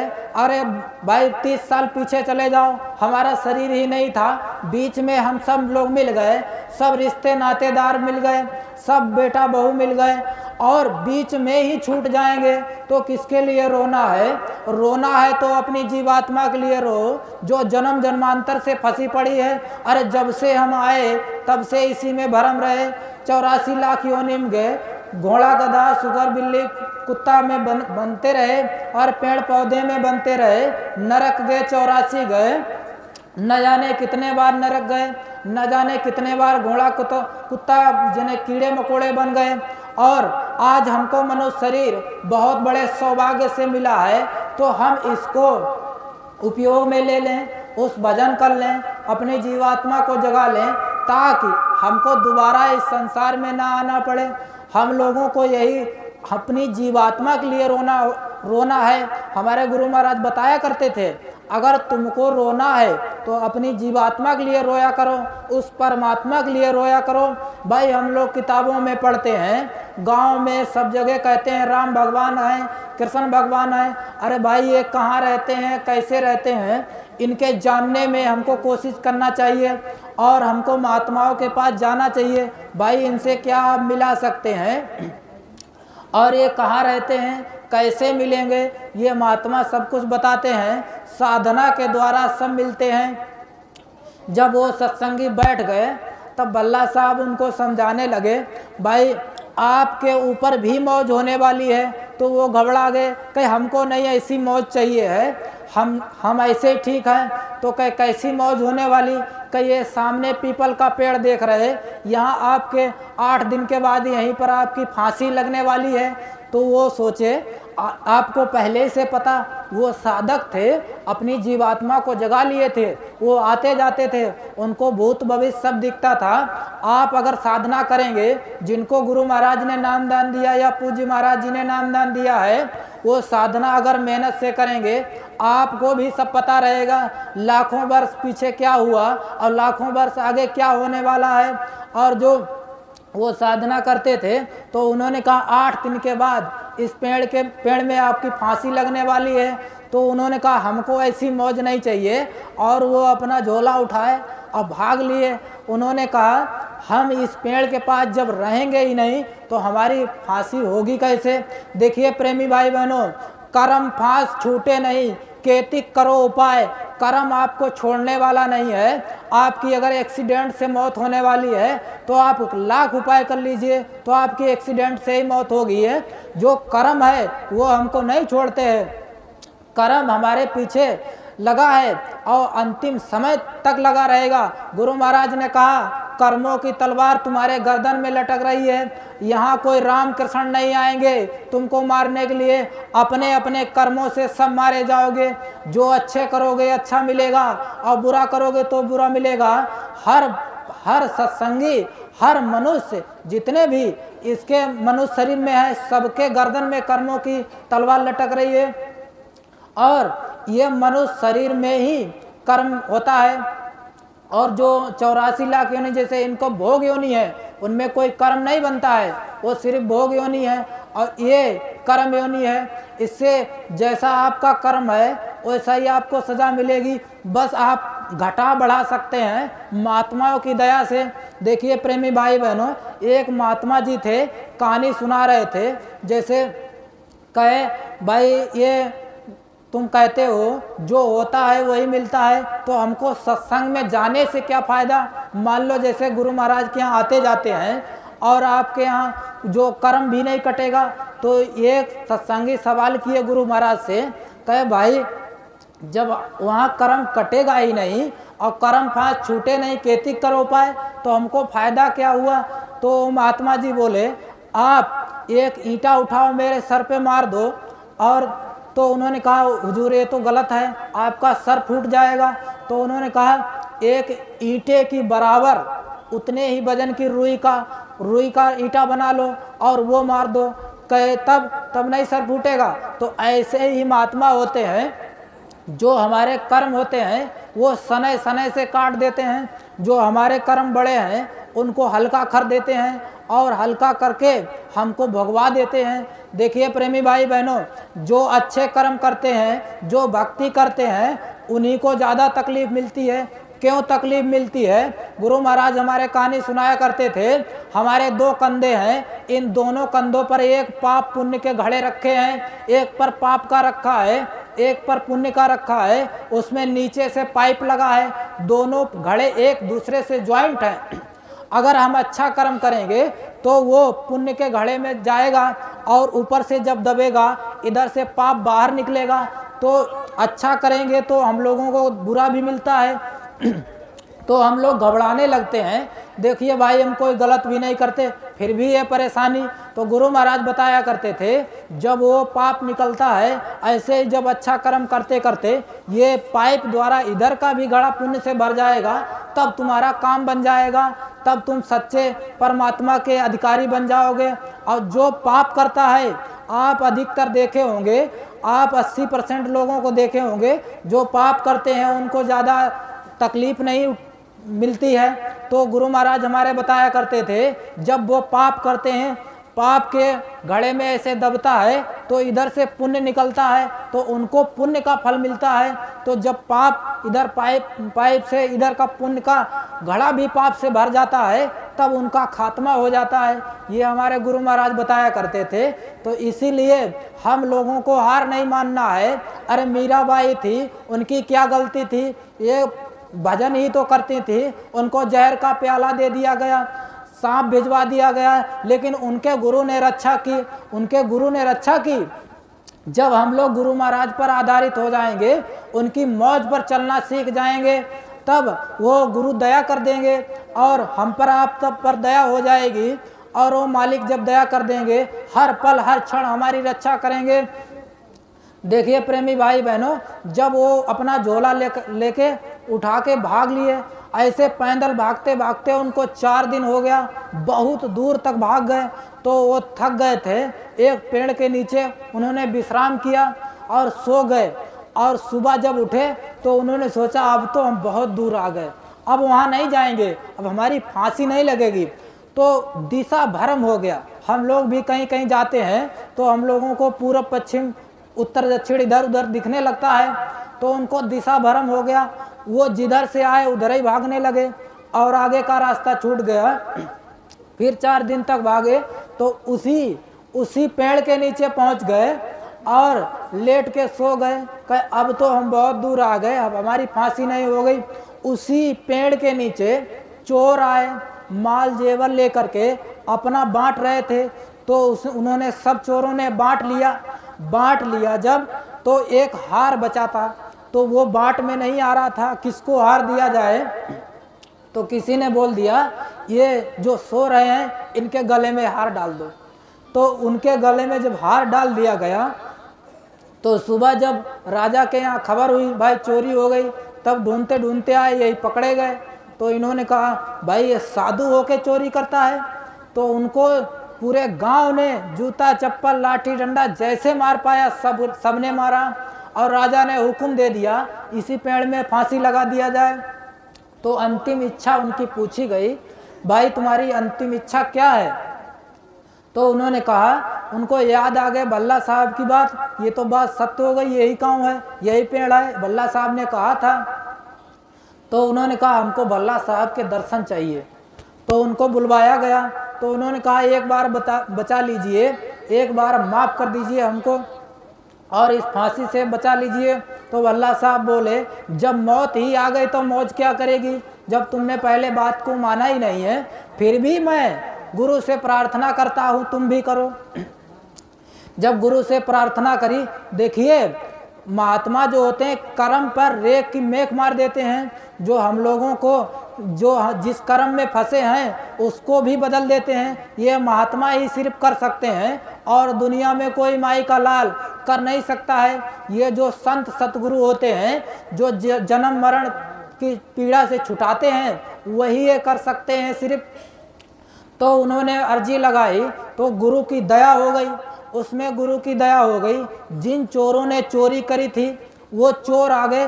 देखिए प्रेमी भाई बहनों, गुरु की जब दया होती है तो उसमें कई लाभ होते हैं, कई लोगों के लाभ, एक तीर में उनके कई निशाने होते हैं। जब चोर आए तो उन्होंने कबूल बता दिया, ये महात्मा जी चोरी नहीं किए, चोरी तो हम लोग किए थे और हमने इनके गले में हाथ डाला था। तो उन चोरों ने जब सच्ची बात को बता दिया तो राजा ने चोरों को भी माफ़ कर दिया और कह दिया भाई इन्होंने जब सच्ची बात ही बता दिया, इतने बड़े पाप से हमको बचा लिया। एक साधु की हम फांसी देने जा रहे थे, जब तो उन्होंने कहा ठीक है फांसी को ख़त्म कर दिया जाए। अब देखो इनकी भी जान बच गई और चोरों का भी, मतलब डबल फायदा हो गया। कहने का मतलब है हम लोग अगर गुरु की मौज में रहना सीख जाएं तो हमारा घर में कोई भी नुकसान होने वाला नहीं है। हमारी जीवात्मा का भी फायदा, लोक भी बनता है परलोक भी बनता है। गुरु महाराज कहा करते थे, बच्चा मेरी बात को अगर तुम मानोगे तो मैं तुम्हारा लोक भी बनाऊंगा और परलोक भी बनाऊंगा। जब वह दोनों लोग गए थे, फिर गुरु के पास गए दोनों गुरु भाई, तो अपने गुरु से कहे कि ये आपकी कैसी मौज थी, हमारी फांसी उनका लड़का ख़त्म हो गए। तो उन्होंने बताया देखो इनका लड़का इसलिए ख़त्म हो गया, जो इनकी घर में बहू है ये पिछले जन्म में भक्ति करती थी, इसका आदमी शराबी था और ये रोती थी, घर में अपने परेशान रहती थी और भक्ति नहीं कर पाती थी, भजन नहीं कर पाती थी, अपने गुरु से मिल नहीं पाती थी। ये रो रो कर हमसे प्रार्थना करती थी, ये सतगुरु हमको दया कर दीजिए, मैं आपकी भक्ति करूं और मैं भक्ति में आपकी डूबी रहूं। तो ये आज भल्ला साहब की बहू बन गई, इसका लड़का ख़त्म हो गया और भल्ला साहब इतने बड़े भक्त हैं, ये आराम से भक्ति करते हैं। अब इनकी बहू इनकी सेवा करेगी, आराम से भक्ति करेगी और इसी जन्म में हमको उसको पार भी करना है, उसका काम भी बनाना है। तो उनका तो ये था। और बताए कि हमारा क्या था, तो वो बताए तुम ये पिछले जन्म के राजा थे, इतने क्रूर राजा थे, तुम इतने क्रूर राजा थे, तुम किसी की गलती के बिना ही सज़ा दे देते थे, किसी को भी सज़ा दे देते थे। तो इसलिए तुमने जितने लोगों को सज़ा दी है उतने तुम्हारे डंडा चप्पल लाठी करके ये तुम्हारा मैंने इतने में भुगवा दिया और तुम फांसी तुम्हारी जो बचा ली ये ब्याज में मैंने बचा ली, तुमने मेरे शरण में आ गए, ये तुम्हारा कर्म कट गया, नहीं तो तुमको सबके एक एक करके बदला चुकाना पड़ता। ये महात्मा अदला बदला चुकाते हैं। जैसे हरदोई में काफिला चल रहा है पूज्य महाराज जी का, तो वहाँ गांव गोद पूज्य महाराज जी लिवाते हैं, तो उनका लेना देना पूरा करा रहे हैं। जैसे इटावा जिला का भी कोई गोद मिला होगा तो वहाँ का लेना देना होता है, तो ये महात्मा लेना देना पूरा कराते हैं। हमारे गुरु महाराज एक बार एक सेठ से कहे, बच्चा अपनी गाड़ी और 50,000 रुपये भेज देना और काफिले में चलना है। तो वो उन्होंने क्या किया, अपने और तुम भी आ जाना, और ड्राइवर, और उन्होंने ड्राइवर के साथ गाड़ी तो भेज दी लेकिन अपने नहीं आए और 50,000 रुपये नहीं भेजे। तो उन्होंने कहा बाद में दे देंगे, अभी हमारा धंधा डाउन है। तो वो बाद में स्वामी जी के पास गए और जब वहाँ 1 लाख रुपए लेके गए, उनके चरणों में रख दिए, तो गुरु महाराज ने कहा ये बच्चा अपने ले जाओ। महात्मा के पैसे रुपए के भूखे नहीं हो, गुरु नहीं तेरे धन का भूखा, उनके पास है भक्ति नाम का, उनके पास है धन है भारी, गुरु नहीं भूखा तेरे धन का, उनके पास बहुत बड़ा धन होता है, भक्ति का धन होता है और भक्ति करते हैं और उनके पास अनंतों लोगों के वो मालिक होते हैं। गुरु तुम्हारा ही, तेरे ही धन से तेरा उपकार कराएं, तुम्हारे धन से तुम्हारा ही उपकार कराते हैं। जो तुम देते हो वो गुरु महाराज कहते मैं बच्चा 10 गुना करके वापस कर देता हूँ, मैं अपने पास नहीं रखता हूँ और उसको वापस कर देता हूँ और तुमको लाभ भी मिलता है, आध्यात्मिक भी लाभ मिलता है और भौतिक भी लाभ मिलता है। जब उन्होंने कहा बच्चा वो फलाने गांव में मैं तेरा 50,000 रुपये खर्च करके तेरा लेना देना पूरा करा देता, उस गांव का तेरे ऊपर कर्जा था, अब तुझको वहां जा कर के एक एक घर में जन्म लेके अदा करना पड़ेगा। हम लोग गुरु की बात को नहीं मान पाते हैं तो धोखा खाते हैं, इसीलिए हमको कष्टदायी जीवन झेलना पड़ता है और आगे के लिए भी हम लोग अपना दुखदायी बन जाते हैं। तो गुरु महाराज ने उन्होंने कहा हुजूर दया कर दीजिए। तो गुरु महाराज ने कहा दया तो बच्चा वचन में होती है, महात्मा के वचन में दया होती है। महात्मा जो आदेश दे दें उसको अगर हम मान लें और उस पर अगर चलने लग जाएं तो अब हमको दया मिल जाती है। और जब देखिए प्रेमी भाई बहनों, वो बेचारे रोते रोते चले गए। कहने का मतलब है महात्माओं की अगर हम बात नहीं मान पाएंगे तो हम धोखा ही खाएंगे, ये भी हमारा जीवन नष्ट चला जाएगा। ये पहले के समय में जो महात्मा थे वो घर घर में नियम संयम की बातें बताते थे और गुरु महाराज हर बात को बताए। हमारे गुरु महाराज छोटी छोटी बातों को बताया करते थे और जो भी बात मतलब ऐसी कोई बात को उन्होंने नहीं छोड़ी। घर में कैसे रहा जाता है, गुरु महाराज कहा करते थे स्कूल कॉलेजों में पहले ये सब शिक्षाएं दी जाती थी, संस्कार बताए जाते थे और वहाँ हर बात बताई जाती थी, कैसे आपको घर में रहना है और कैसे आपको लोगों के साथ व्यवहार करना है। ये सब बातें ख़त्म हो गई धीरे धीरे। माताएं पहले के जो पंडित थे माताओं बहनों को बातें बताते थे, ऐसे नियम संयम रखा जाता था। हमारे गुरु महाराज बताया करते थे माताएं बहनों को 5 दिन की बीमारी लगती है और 5 दिन तक ये स्नान ना करें और रसोई घर में ना जाएं और घुटने पर से हाथ पैर चाहे जितनी बार धोएं। अगर ये नियम को करने लगेंगे तो बीमारी से दूर रहेंगी और ये नियम को छोड़ देंगे बच्चे लूले लंगड़े पैदा होंगे, बुद्धि के कमज़ोर होंगे, बात को नहीं मानेंगे और आपके घर में बीमारी फैल जाएगी। गुरु महाराज कहते थे 2 ही कारण है बीमारी फैलने का, एक तो मांस मदिरा का ये प्रचलन फैल गया पूरे देश स्तर में, देश विदेश में, और माताओं बहनों ने ये परहेज करना छोड़ दिया। अगर ये परहेज करने लगे तो अभी से बीमारी कम हो जाएंगी। हमारे गुरु महाराज जी अपने सत्संग में बताया करते थे, अगर जो पहले के पंडित थे वो बूढ़ी माताओं को बताते थे, बूढ़ी माताएं अपनी बहुओं को बताती थी, बहुएं बच्चियों को बताती थी, ऐसे धीरे धीरे और धीरे धीरे ये प्रथा खत्म हो गई। आज के मॉडल इस ज़माने में सब अपने में ही सब कुछ हो गए। हम तो बहुत बड़े ज्ञानी हैं, अरे भाई बीमार से दूर नहीं हो पाए, इतने बड़े बड़े अस्पताल खुल गए और इतनी बड़ी बड़ी बीमारियां भी आ गई। कहने का मतलब है इतने बड़े अगर आप जानकार हैं फिर भी आप बीमारी से ग्रस्त हैं। पहले के समय आप इतिहास उठा के देखिए, छोटे छोटे वैद्य हकीम हुआ करते थे, गांव में ही इनका इलाज हो जाया करता था, 1-2 दिन में ठीक हो जाते हैं। और आज के समय में आप सालों लगा देते हैं, बिस्तर पर ही पड़े रहते हैं, फिर भी लाखों रुपए बर्बाद हो जाता है। कोई महात्मा दया कर दें तब तो ठीक है। गुरु महाराज कहा करते थे 3 प्रकार से बीमारी आती हैं, एक तो बदपरहेजी से, दूसरी मौसम की तकदीरी से और तीसरी प्रारब्ध कर्मों से। गुरु महाराज कहा करते थे जो मौसम जैसे चल रहा ठंडा गर्म मौसम, इसमें से बीमारी आ जाती है और इसमें दवाई ले लेंगे थोड़ी मोड़ी ठीक हो जाएगी। और बदपरहेजी, अगर बदपरहेजी से हमने अगर निकल नहीं पाए तो बहुत खतरनाक बीमारी बन जाती है। और तीसरी प्रारब्ध की बीमारी होती है, जैसे जो आपके कर्मों से लगी होती हैं। गुरु महाराज कहते थे बच्चा जो आपके प्रारब्ध की बीमारी है वो आपके साथ में ही लगेगी, जैसे आपका दिन आएगा छोटी मोटी दवाई में ख़त्म हो जाएगी। गुरु महाराज के पास जाते बहुत लोग आते हैं, हमारी ये बीमारी है, हमारा ये लड़का नहीं हो रहा, हमारा घर नहीं बन रहा। गुरु महाराज कहते थे बच्चा तुम लोग हमारे पास यही मांगते रहते हो, कभी कोई ये नहीं कहता है हमारी जीवात्मा का कल्याण कर दो, इस संसार में दोबारा ना आना पड़े। हमारे गुरु महाराज के पास एक सेठ सेठानी थे, उनके बच्चे नहीं हो रहे थे, 50 साल लगभग उम्र हो गई। तो सेठानी गई गुरु महाराज के पास और उनके चरणों में प्रार्थना की हुजूर एक लड़का हो जाए, इतनी धन दौलत है उसका जानसीन बन जाए। तो गुरु महाराज कुछ बोले नहीं। तो वो सेठानी अपने पति देव कहीं हुजूर देखिए कल आप जब गुरु महाराज के दर्शन करने जाना और उनसे कहना एक बच्चा हो जाए।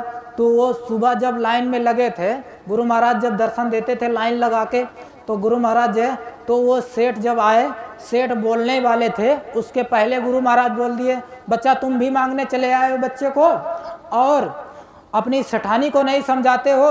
अरे भाई ये 84 लाख में आप बच्चे ही पैदा करते रह गए और शुगर की योनि में गए बच्चा पैदा किए, कुत्ता कुतिया कितने बार अभी बच्चा पैदा करने से तुमको मन नहीं भरा। कहने का मतलब है संसारिक हमारे अंदर कोई भी इच्छा ना हो, हम सतगुरु के पास जाएं, अपनी आत्म बीमारी का, आत्म कल्याण का मांगें। जैसे हम होली के कार्यक्रम में जाएंगे सब लोग, तो वहाँ पूज्य महाराज जी से यही मांगेंगे, हम ये प्रभु हम इस संसार में दोबारा ना आए और हमको जन्म मरण से छुटा दीजिए और हमको अपने साथ ले चलिए। वो हमारा सच्चा घर कहाँ है और सच्चे घर हमको ले चलिए, ये हमको मांगना चाहिए। हम लोग संसारिक इच्छाएं मांगते मांगते मांगते मांगते तब तक हमारा अंतिम समय आ जाता है, तो अंतिम समय में भी कोई इच्छा बनी रहती है। तो गुरु महाराज कहते जहाँ आशा तहाँ वासा, जब अंतिम समय में भी कोई इच्छा बनी रह गई तो वहीं हमारा जन्म हो जाता है। तो कहने का मतलब है हम लोग इतने इतिहास देखे हैं, इतने इतिहास पढ़े हैं, काफ़ी आप लोग जानकार हैं, ये इतने बड़े बड़े भक्त हुए और अपने गुरु के लिए कितना बड़ा त्याग किया। हम लोग कितना त्याग करते हैं, हम लोग अपने विचारों का त्याग करें और हमेशा अपने विचारों को इतना पवित्र बना लें कि हम आज से कोई बुरा कर्म नहीं करेंगे। आज हमारे सत्संगी प्रेमी भाई बहन इतने बड़े बड़े सत्संगी हैं, 40 साल उनको नामदान लिए हो गए, 50 साल उनको नामदान लिए हो गए, अपनी बीड़ी गुटखा नहीं छोड़ पाए, इतना हम लोगों ने त्याग नहीं कर पाया है। अरे भाई सत्संगी हैं, आप मथुरा आते जाते हैं और ये छोटी छोटी चीज़ों को नहीं छोड़ पाएँ। अरे आप जाएंगे समझाने तो आप कैसे समझाएंगे? मान लो आप कहीं प्रचार करने जा रहे हैं तो वहाँ आपके पास बीड़ी रखी है तो आप पीने लगे और किसी को समझा रहे तो वो कोई संसारी आदमी देख लेगा और वो आपसे कह देगा कहे भाई आप अपनी बीड़ी को नहीं छोड़ पाए और हमारी दारू क्या छुड़ाएंगे आप? आपके गुरु मतलब आपका कोई नाम नहीं लेगा, आपको बदनामी नहीं होगी, हमारे गुरु की बदनामी होती है। हम जो भी बुरा कर्म करते हैं हमारे गुरु की पगड़ी पर धब्बा लगता है। हमारे गुरु महाराज कहा करते थे ये हमारी पगड़ी बहुत सुंदर है, इस पे कोई दाग नहीं लगेगा। हमारे गुरु महाराज बेदाग चले गए और हमारी वजह से उनका कोई अपमान होता है तो हम कलंकित हैं। अरे हमारा दुर्भाग्य है जो हमारे गुरु महाराज का हमारी वजह से अपमान हो रहा है। जय गुरुदेव।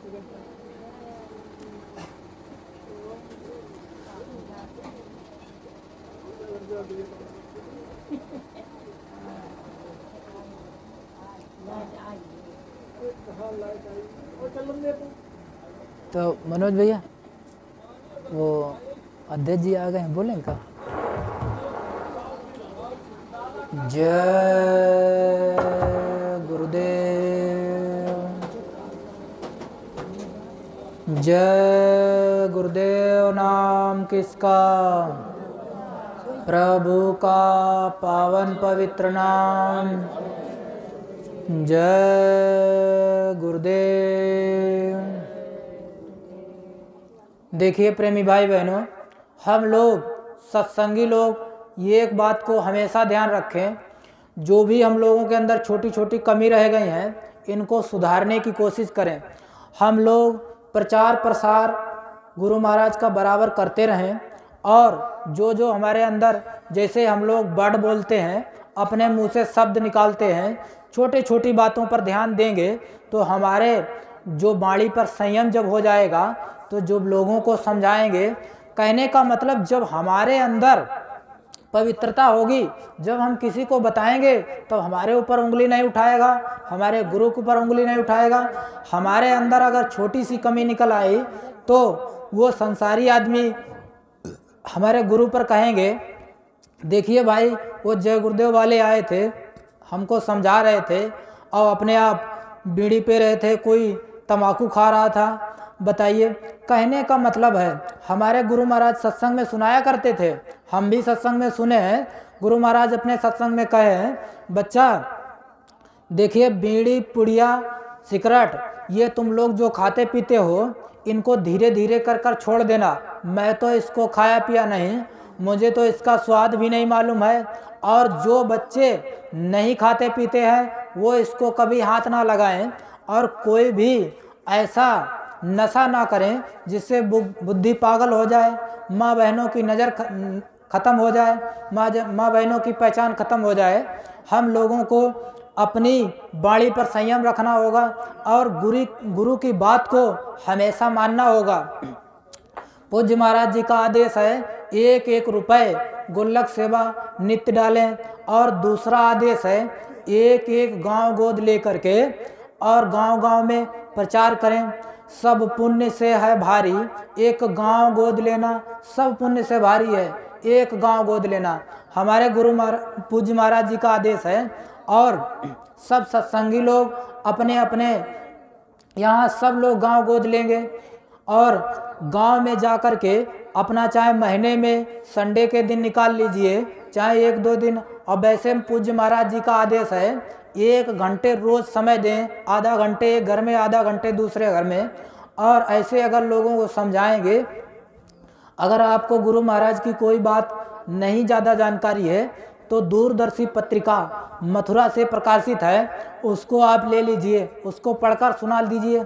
अगर आप पढ़ना भी नहीं जानते हैं, जिस घर में जाते हैं उसी बच्चे को पढ़वा दीजिए। तो ऐसे हम अपने गुरु का प्रचार अगर जब करने लगेंगे, मीराबाई देखो अपने गुरु का प्रचार कैसे की भाई, उसने अपना घर त्याग दिया और अपने गुरु में ही मस्त हो गई। इतनी बड़ी राज दरबार की थी, राजा की थी, कहने का मतलब है। और हम लोग एक छोटे छोटे होकर के और अपने गुरु का प्रचार नहीं कर पा रहे हैं। हम लोग दिल खोल के अपने मालिक का प्रचार करें और अपने मालिक में लीन हो जाए। भाई ये हमारे गुरु महाराज कहा करते थे, ये हमारे पूज्य महाराज जी का आदेश है और बराबर आदेश निर्देश में चलते रहें। हमारे जिला अध्यक्ष हैं इटावा के, इनसे आप संपर्क बनाए रखिए। भाई आप बराबर इनका नंबर ले लीजिए, कहाँ जाना है, कहाँ सत्संग हो रहा है और कब कार्यक्रम मथुरा ले लगेगा। और नए नए लोगों को तैयार करिए। जो आपके घर में बच्चे हैं इनको आप आगे लाइए और इनको सत्संग में लाइए, इनमें संस्कार पड़ेगा। सब लोग सोचते हैं बच्चे भाई पढ़ लिख रहे हैं और उनकी पढ़ाई लिखाई है, उनकी बांझी हो जाएगी और हम चलते हैं सत्संग में। हमारे गुरु महाराज कहा करते थे, बच्चों को अगर आप सत्संग में नहीं लाओगे तो उनमें संस्कार नहीं पड़ेंगे तो आपकी आगे समय में दुर्गति होगी, घर से बाहर निकाल देंगे।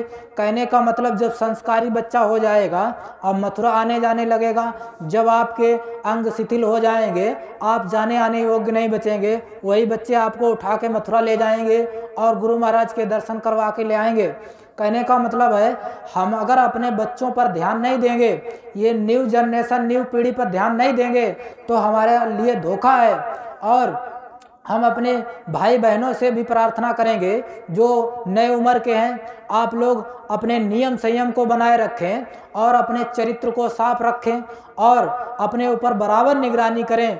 सुबह शाम तक जो भी हम बोले, जो भी हम एक दूसरे से मिले, जो भी काम किए, शाम को उसका मंथन करें। कितना हम झूठ बोले, कितना हम सच बोले, कितना हमसे गलती हुई, उसकी परमात्मा से माफ़ी मांगा करें। अरे भाई हम लोग दुनिया का जैसे छोटा सा कोई काम हो जाता है तो उसका शुक्रिया अदा करते हैं, लेकिन उस परमात्मा ने जो हमको सब कुछ दिया उसका शुक्रिया अदा नहीं करते हैं। हमारे गुरु महाराज कहते हैं, अरे बच्चा उस परमात्मा को भी कभी शुक्रिया अदा कर दिया करो। हे परमात्मा तेरा लाख लाख शुक्र जो तूने पहनने के लिए कपड़े दे दिए, आधी दुनिया नंगे घूम रही। हे परमात्मा तेरा लाख लाख शुक्र जो तूने हमको खाने के लिए भोजन दे दिया, आधी दुनिया भूखों मर रही। हे परमात्मा तेरा लाख लाख शुक्र जो तूने रहने के लिए हमको झोपड़ा दे दिया, आधी दुनिया फुटपाथ पर सो रही। हम लोगों को उस परमात्मा का शुक्र करना चाहिए जो आज हम आराम से खा रहे बैठ रहे। अरे उस परमात्मा को क्या लगता है एक झटके में मिट्टी में मिल जाओगे, एक झटके में शरीर छूट जाएगा, आप रोड पर आ जाएंगे। उस परमात्मा का शुक्रिया अदा किया करेंगे और उस परमात्मा ने हमको सब कुछ दिया, हम उसका कभी शुक्रिया अदा नहीं करते हैं। गांव में छोटी सी एक कोई काम कर देते हैं, उसका बार बार धन्यवाद देते हैं, जिंदगी भर एहसान मानते हैं। अरे जिस परमात्मा ने ये हमको शरीर दे दिया और ये सब साजो सामान दे दिया और उसके लिए हम शुक्रिया अदा नहीं करते हैं, ना ही हम उसको याद करते हैं, तो हमारा कितना बड़ा दुर्भाग्य है। हम किस घर में जाएंगे जब शरीर छूटेगा, हमको कहाँ स्थान मिलेगा जब हमने परमात्मा की भक्ति की ही नहीं। देखिए प्रेमी भाई बहनों, हमारे गुरु महाराज बताया करते थे, ये मांस मदिरा जो खाते पीते हैं उन पर विशेष ध्यान रखें, उनको समझाएं बुझाएं, उनको समझाएं। देखिए ये मनुष्य मंदिर है, ये परमात्मा का बनाया मनुष्य मंदिर है। ये मनुष्य मंदिर में जैसे आप कहीं भी मंदिर छोटा सा बनाते हैं, उसमें आप मांस मदिरा अगर रख दें जा कर के तो लाठियाँ चल जाएंगी और मारने लोग दौड़ेंगे। और ये परमात्मा का बनाया हुआ मनुष्य मंदिर, ये सुंदर मंदिर है। इसमें आप मांस के लोथड़े डालते हो और शराब के कतरे डालते हो तो वो परमात्मा माफ़ कर देगा? नहीं, हरगिज नहीं। वो परमात्मा आपको सजा देगा, हम लोगों को सजा देगा, नरक जाना पड़ेगा और सीधे मनुष्य शरीर नहीं मिलता है। गुरु महाराज बताया करते थे, बच्चा ये इसकी पूरी डिटेल में बताया करते थे, जब इस जीवात्मा इस शरीर से निकाल के यमराज की अदालत में खड़ी होती है तो वहाँ कर्मों का पूरा हिसाब किया जाता है। गुरु महाराज कहते थे, पहले जो तुमने बुरा कर्म किए उसकी सज़ा मिलती है। कहाँ सज़ा मिलती है? अरे बहुत नरक बने हैं, बहुत बड़े बड़े, कोई पीप की नदी है, कोई खून की नदी है, उसमें डालकर उसमें बहुत बड़े बड़े खम्भे, लोह के तपत खम्भ के माई, जहाँ जीव ले वहाँ चिपटाएं, तो उसमें डालकर उसमें 1-2 वर्ष नहीं, लाखों वर्ष, युगों युगों, ये गुरु महाराज ने कहा 17,28,000 वर्ष का सतयुग है और 12,96,000 का वर्ष का त्रेता है और द्वापर 8,64,000 का और एक कलयुग 4,32,000 का। ये चारों युग मिला के एक चौकड़ी बनती है और 1,000 चौकड़ी जब बीत जाती हैं ये एक कल्प बनता है। एक एक कल्प, एक एक नरका, हमारे गुरु महाराज बताया करते थे, एक एक कल्प एक एक नरक में डाला जाता है और वहाँ जीव चिल्लाता है, हाय हाय कर रोता है, कोई रक्षा नहीं करने वाला है, कोई वहाँ तुम्हारी पुकार नहीं सुनने वाला। फिर उसके बाद फिर मनुष्य शरीर नहीं मिलता है। फिर गुरु महाराज ने कहा नरकों से निकाल करके ये 84 लाख योनियों में 84 लाख योनियों में भ्रमण कराया जाता है। ये 1-2 वर्ष नहीं, करोड़ों युग बीत जाते हैं, फिर उसके बाद ये मनुष्य शरीर मिलता है। लास्ट योनि है गाय और बैल की। बैल के मरने के बाद बच्चे का जन्म होता है और गाय के मरने के बाद ये बच्ची का जन्म होता है और आसमान से कोई टपकाया नहीं जाता है। फिर उसके बाद भी 9 महीने गर्भ में रखा जाता है। फिर उसके बाद ये बाहर आता है और जब बाहर आता है फिर ये रोता है कहाँ कहाँ करके, उस परमात्मा से वादा करके आया और फिर रोने लगा, मैं कहाँ वादा करके आया। कहने का मतलब है हम लोग उस परमात्मा से वादा किए हैं और उसको निभाएं और उस पर जब चलते रहेंगे तब धीरे धीरे मालिक की दया हो जाएगी। अब इन्हीं शब्दों के साथ हम अपनी वाणी को विराम देंगे। जो भी हमसे कहने और सुनने में गलत निकल गया हो या हमारे कहने सुनने में किसी भाई बहन को, माताएं बहनों को, बूढ़े बुजुर्ग को हमारी बात को खराब लग गया हो तो हमको छोटा बच्चा समझकर माफ़ कर देना, क्योंकि हम तो अभी बहुत छोटे हैं। जय गुरुदेव, जय गुरुदेव, जय गुरुदेव। नाम किसका? प्रभु का पावन पवित्र नाम। जयकारा लगाएंगे गुरु महाराज का। बाबा जय गुरुदेव जी महाराज का कहना है शाकाहारी रहना है। बाबा जय गुरुदेव जी महाराज की अर्जी है, आगे आपकी मर्जी है। क्या खाने से हुए खराब? अंडा मछली मांस शराब। क्या खाने से होगी भलाई? साग सब्जी दूध मलाई। स्वामी जी की अर्जी है, आगे आपकी मर्जी है। हमारे पूज्य महाराज जी की प्रार्थना है, हाथ जोड़कर विनय हमारी हो जाए सब शाकाहारी।